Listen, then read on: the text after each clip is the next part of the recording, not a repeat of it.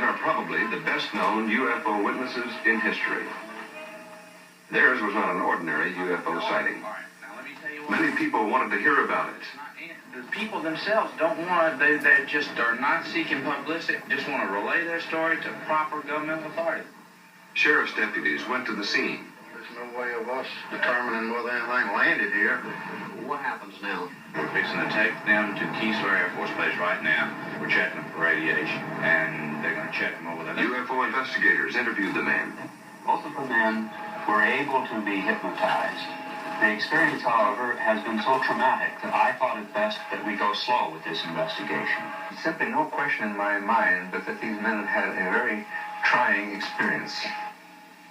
They came out to a point. At first, the men refused to talk to reporters. Then they agreed to talk if they were not seen. Soon, they were facing the cameras and talking to anyone who would listen. But when two men come in and say they have been picked up by a spacecraft and examined, how do you go about investigating that? Well, all we could do is go to the scene and interview these men and really stay with these men and observe them and question them. I mean, to the fullest extent. And at no time could we, their stories were the same. We interviewed them separately and then we put them together. And we monitored their conversation. I believe the men saw something that scared them. Now, like I said already, I don't know what. A few days after the UFO incident, Charlie Hickson went back to his job as a foreman at Walker & Son shipyard in Pascagoula. Calvin Parker also worked at the shipyard, but after the incident, he quit his job and moved back to his hometown, Laurel, Mississippi. Just to start with, I thought I was just gone as far as mentally. So I got out and got married, got a job on this chicken farm. When I was working in the oil field, they wouldn't let me work out there and didn't pay so, because you know how much a man is, they'll harass you and all, so I quit. Went to work on this chicken farm, just me and my wife, and I really enjoyed it down there now, and I've got myself back together in the past few months, and I'm feeling a lot better now. I'm doing real good now. Do you have any notion why you were picked? No, not really. I guess I've asked myself that question 100 times. Why me?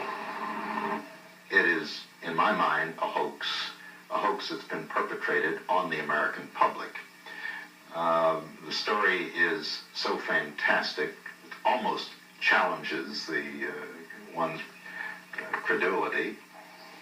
Well, the only honest thing I can say is that they both had one hell of a frightening experience.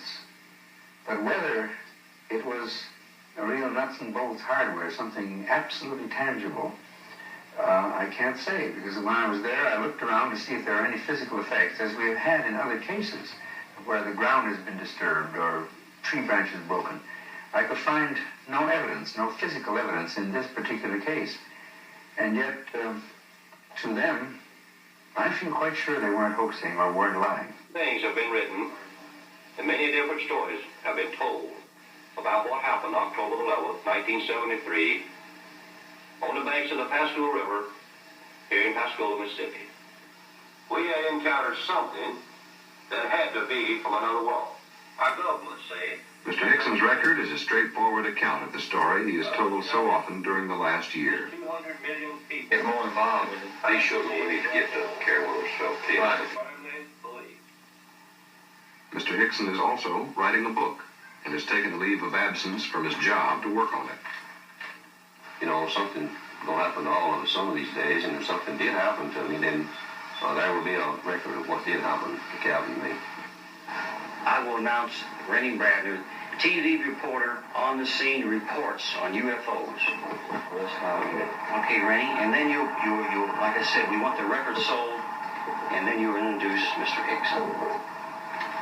And then after that, I'm going to take this young lady here, I'm going to hypnotize her, she's going to go back to her mommy's tummy, and we're going to go into her super consciousness, which is back into probably another world or somewhere. And then we're going to ask her questions all about UFOs. Charlie, I want you to sit next to her because you're going to feel some of your vibrations. Sunday, I'm going to sit down with him, and I'm going to get just as close as I can of what the craft looked like. Well, Hey, Charlie. I probably look worse than that. Did you see the thing take off and go away and disappear? I saw it leave. I can't say that how far out I've seen it, but it seemed to just almost instantly it was gone. Yeah, and this is the examining thing that floated in front of you. Right. How do you feel about all this by now? Do you feel? Why do you think you were singled out? Well, I don't know. I can't figure that out. I have no idea. I keep saying, why me, you know? What does it mean?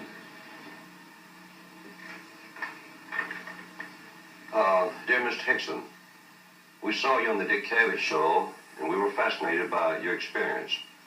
We believe in the things you have been said, and do not think you are involved in a hoax of any kind. We do believe that we are not the only beings in the universe, and that people should be aware of that fact. And it's signed sincerely, Sarah Roberts and Jim Nelson. I didn't believe him at first, just like all other people. I really didn't believe it.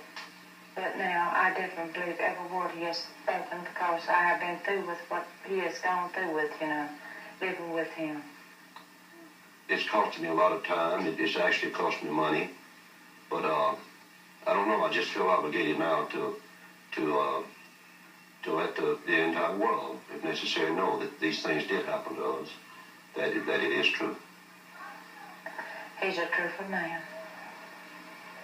I voted for number 1. He looks like the kind of a gentleman that this conceivably did happen to. Like somebody said, he looks very sobered by the experience. We have 2 votes for number 1, and we have 1 vote for number 2 and 1 vote for number 3. So, will the real Charles Hickson please stand up?